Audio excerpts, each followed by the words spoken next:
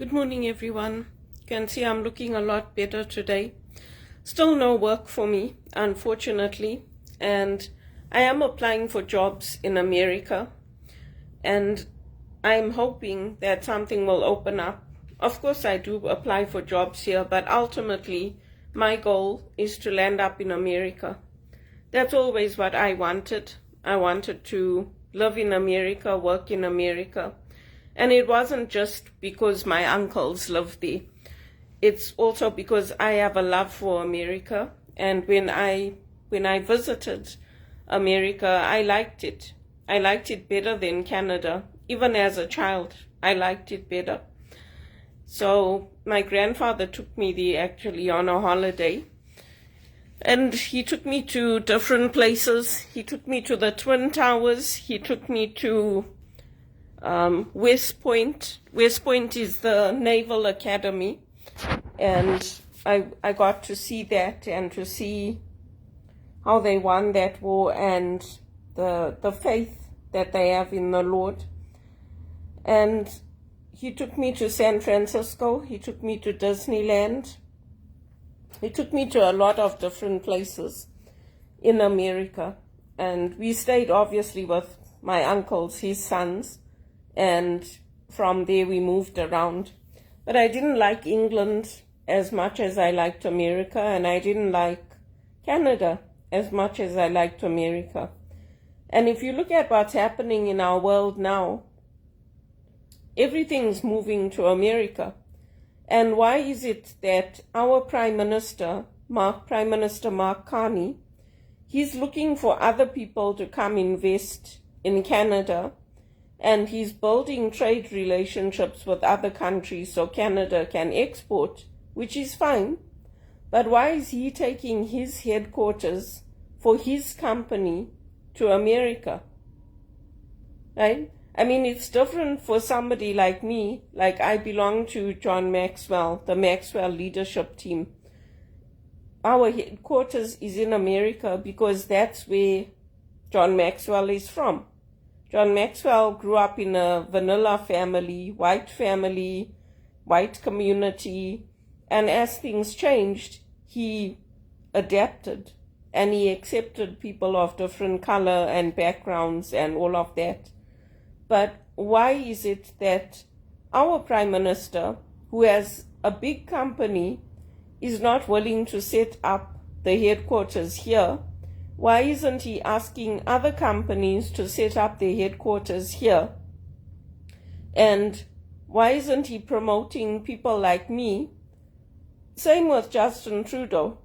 Justin Trudeau, myself, and many of us in the church stood up to MAID, stood up to medical assistance in dying without any safeguards, stood up to implementing this drug policy of making hard drugs legal. Why didn't they promote people like us? Why didn't they put us into good jobs? Why didn't they treat us with dignity? Why didn't they promote, protect, and integrate us? So, I mean, these are questions you need to ask yourself. If you are building trade relationships with dictators, because you have no other choice, you need to have the trade, you need to have investments in Canada, then are you implementing good values when you're doing that as well? Because America doesn't need us. They don't, because everybody's flocking to invest in America. And many Canadians are leaving here and they're going to America. So if he's saying that Canada is the nation to invest in and Canada is not a superpower, Canada is a middle country, why is he saying that? Because Canada is just as strong as America. Canada is rich in natural resources. Canada has good governance in place. So his idea is that he wants his company to be headquartered there, but he doesn't want people like me to go and live in America and get jobs there. And Bono's the same way. Don't listen to Bono when he tells you that he loves me. He's not looking out for my interests. Him and Ndidi are together. Did you see Bono protecting me, promoting me, integrating me? Did you see Bono when I asked for help? Did he say, yes, you know what, Belinda's done a lot for me in Canada. Let me help her and her family. Did you see him doing that? He didn't. He didn't. And the Canadian Conference of Catholic Bishops are not stupid. They also building ties with Nigeria and all these places. But my question is, why do you build ties with people who are killing Christians and who are slaughtering them? And you've got other countries that also went through the same thing. When I came here, I didn't come here because it was like, oh, there's this draw to come to Canada because it's a lovely country and I just want to go and live there. I came here because there were land grabs in Zimbabwe, because there was political unrest, because even if you went to the courts and the court said that you can't take this property, it's legally owned by this person, it was not respected. So that's why I came here. I didn't come here because it's like, oh yeah, it's Canada, I want to go and live there. I don't want to stay in Zimbabwe. It wasn't like that. So, I mean, people need to think about what they're doing and who they're voting for and why. Because even in the church, they send messages. Bono sends a message to the church to tell them we're not together anymore, and it's good. It's good. He did that before I even stepped off the One campaign. And I was shocked because I was still with him. I was with him 100%. I was supporting him 100%. And then I thought, like, you know, I'd just wait a while. Just wait a while and see. And he's right, we're not together. He doesn't love me and I don't love him. The kind of love he's talking about is that agape love. It's that kind of love that you have for everybody. It's like a universal love. It's not the love of somebody who will take me to his Freedom Medal ceremony.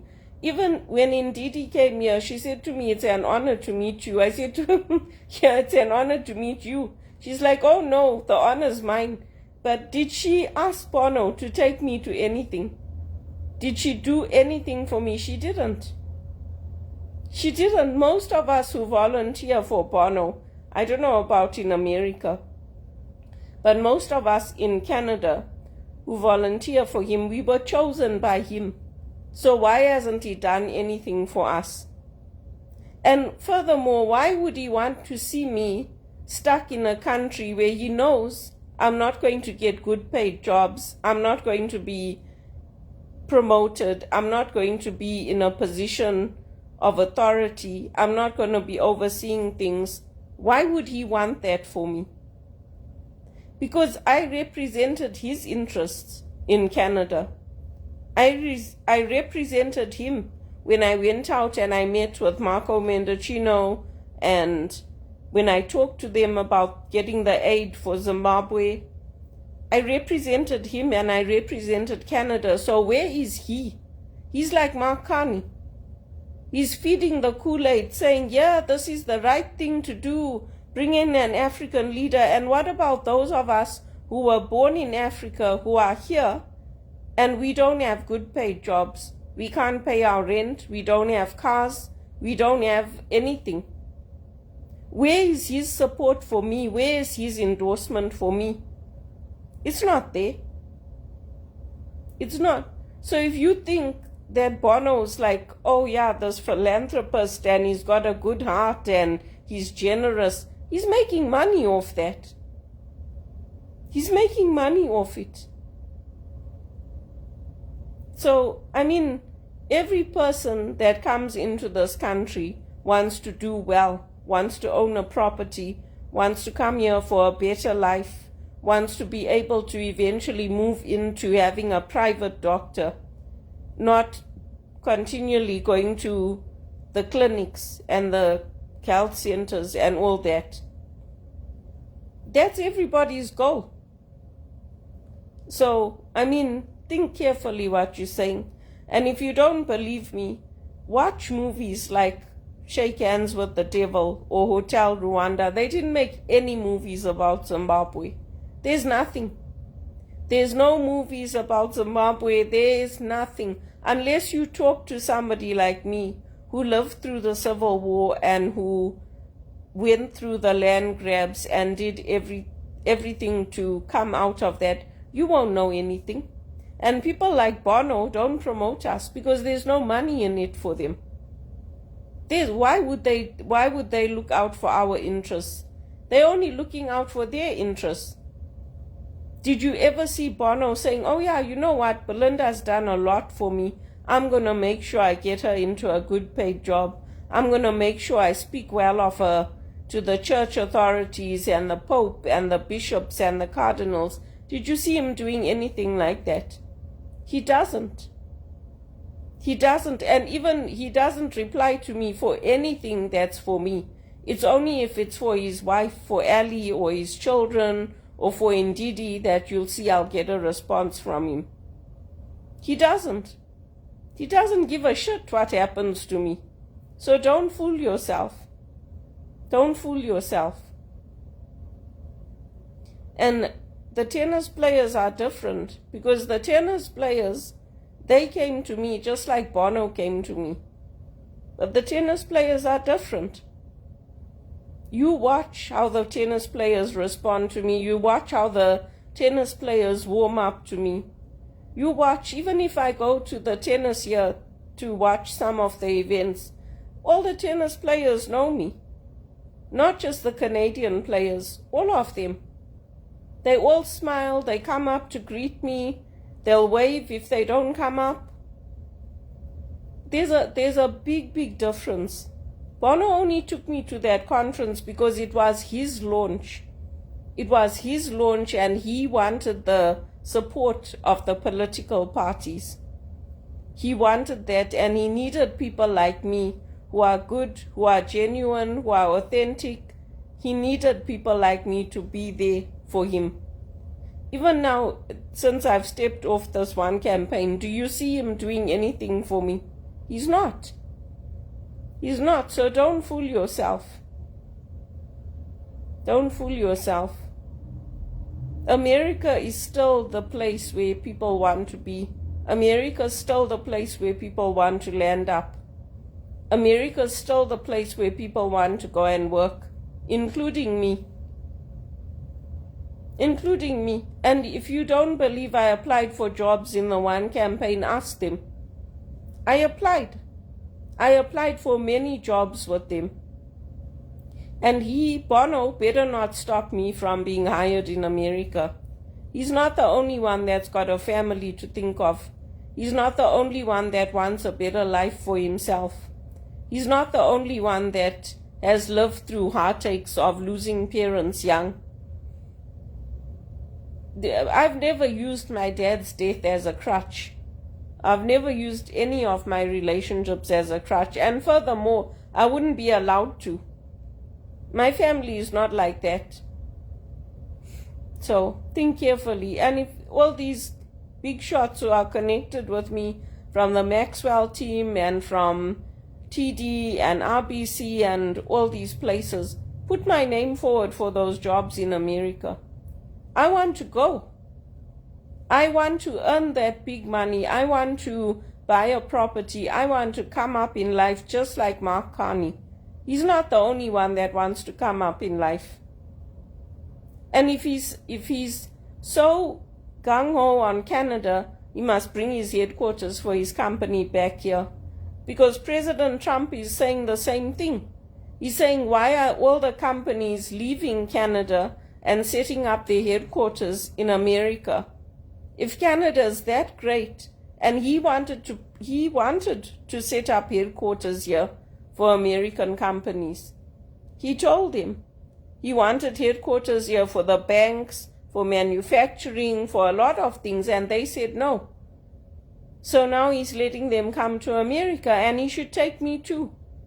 He should take me too. Because I've always applied for jobs in America with JP Morgan Chase, with the big investment banks, even with Jeffries. I applied for jobs in America before the people that are there now who worked at Credit Suisse and all these places. I applied before them because I watch which investment banks are coming up, which ones are looking for executive assistants. I watch and I apply. I don't just sit back and say, oh yeah, it's going to come to me. I don't. I have always applied for jobs in America, from university jobs to investment banking jobs. I've always applied. I've always entered competitions. Even my writing, I always won prizes for my writing. From the time I was a little girl, I entered competitions for Enid Blyton from Zimbabwe. Yeah, now things are peaceful in Zimbabwe, but there's still a lot of places where it's lawless. They're still taking away. They won't even let people buy property there. They're leasing the land to people who are non-white. They won't let the whites and the Indians buy property. If you've got a property and you've held on to it, you're lucky, because they want to lease it out. They don't want people to own property. So how is that not reverse discrimination? How is it not? Why is it that somebody like me, that has held every single volunteer opportunity there is to hold in Blessed Sacrament, can't get a job in the church that pays a decent wage? There are jobs in our Catholic Church that pay over $60,000 a year. So how come somebody like me, who's well known, who's well respected, who stood up for the right values, can't get a job in the church or anywhere globally? How is it possible? That's why I'm telling you, all you people who are connected to me, if you know Roger Federer, if you know people that know Bono, make sure they know that Bono is not supporting me. He's not. He endorsed me only to the extent of a volunteer. That's it. That's why I was shocked when Najiba and Minerva and all of them started telling everyone, oh, Bono loves her. I'm like, these girls, where are they coming from? Where's that love? Do you see Bono giving me a job? And even if he offered me a job now, I wouldn't take it. I wouldn't take it now, because I've seen how he is. Why would I take it? I wouldn't. I was with him for 7 years, and he couldn't be bothered to come. He couldn't be bothered to make time for us. He couldn't even be bothered to even give me $5,000 in my financial hardship. So why should I? And it's not a conflict of interest. If somebody has given you that much of their life and their time and their energy and represented you, and they come to you and they ask you for help, it's not a conflict of interest. So people should think carefully about what Mark Carney is doing and what he's endorsing. Even the Chinese people who are here, they should think carefully about it. Because none of us who left our countries left because things were good and things were perfect and things were nice. And so we said, oh yeah, you know what, things are nice here, but things are even better in Canada. So we're going to take all our education and money and skills and we're going to come to Canada. There's not one person that did that. There isn't. Even if you look at Gary Player and all these people, they're investing in South Africa. They're investing in that SADC region. They're helping to build up their economies there. And things are coming right in Zimbabwe. Why are they still leasing the land? Why won't they let the white farmers and people of color buy the land and own it and have laws that respect the ownership and that? Why? So, think about it. Think about it. People mustn't use love to get what they want. They mustn't use words of love to think that, oh yeah, we'll just tell everybody, oh, Bono loves her. Since when? Since when? I'm not going to pretend like my life is like good and perfect and everything. It's not. It's not. That's why I even stand up to Teleperformance and all these companies. It's easy for others to say, oh, why are you posting all that negative stuff on social media? So why did you treat me in a negative way? If you didn't want me to tell people what's happening to me, why did you treat me in a negative way? Why did you put me down? Why didn't you believe in me? Why did you see me as somebody who's incapable of holding a job? Because you only looked at it from your perspective. And I proved myself in this country. I proved myself to Marco Mendocino and Justin Trudeau and Michael Levitt and this government of the day. I proved myself to them. They didn't just give me anything. When they invite me to volunteer for them, they invite me. I don't go. I don't go to the Conservatives and the NDP and the Liberal Party and say to them, oh, I want to volunteer for you. I don't. They come to me and they ask me to help them. And that's why I help them. But I don't want to continually be the one doing things for free and not having any income, not having anything coming in for me. That's why if President Trump is looking for good people, he should take me. He should put my name forward to all the banks and everywhere else. Because I can assure you that Bono is not doing it. And indeed he's not doing it.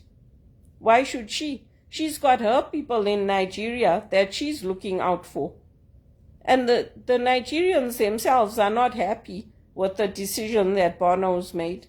If you go on LinkedIn and you look at all the comments, they're asking her, where's your headquarters? How come you got selected to lead that one campaign? What's your ties with Bono? The African people are not happy about it. You might see them laughing and smiling and all of that because she's in that position. But they're not happy about it. If you want to talk about credibility, go and talk to Cyril Ramaphosa about me. Go and talk to the leader of Zambia. Go and talk to Mnangagwa. Then you'll see what credibility is. I know my credibility, and so do they. Philip Brave Davis, go and talk to him. The former leader of Botswana. Talk to them. Mokitswe. You people want to put me down. You want me to carry on living in poverty. That's not right. I want you to start putting my name forward for those executive assistant roles in America. I am worthy of it. I don't want to stay in a country that wants me to be happy with little and be happy with 2 years of unemployment and be happy with never having enough to pay my bills. I don't want that for myself. I always had big dreams and I always wanted to go to America. If I have to choose between, I can't go back to my country, so I can't go back to Zimbabwe because Mnangagwa doesn't want us there. So if I have to choose between living a life of poverty here and a Bank of Canada that's telling me that, oh, you have to expect a lesser standard of life and a lesser quality of life than your parents had, then yeah, I'm going to choose America. And the people who are running this country, the lawyers and all of that, they're stupid. They should have put the grounds in place to say that, no, Mark Carney, your headquarters have to be in Canada. They should have done it. And the Americans should do it too. The Americans should do it. They should say, no, Mark Carney is the leader of the Canadian economy. His headquarters should be in America. They should do it. Because he needs to be looking out for the interests of this country. And he's not. He's not. The same way with Justin Trudeau and all of them when they implemented MAID. They implemented it because it was a private member's bill, and then when Jody Wilson-Raybould turned against it, they still didn't repeal it. They still didn't take it off. You claim disability, it's what, $200 for the year? Or the month or whatever. Can you live on that? Can you pay your rent and buy food and everything on that money? You can't do anything with it. You can't. And my doctors are not accepting me as a disabled person. They're accepting me as a normal person who went through some anxiety and who went through different things. They're not accepting me as being disabled because I'm not. It's stupid. I'm telling you, if you people go with what he's doing, this country is going to land up like Rwanda or like Zimbabwe. Yeah, they just laugh. You have ownership of a mine and you go and you say, you guys have to leave, this is my mine. They just laugh.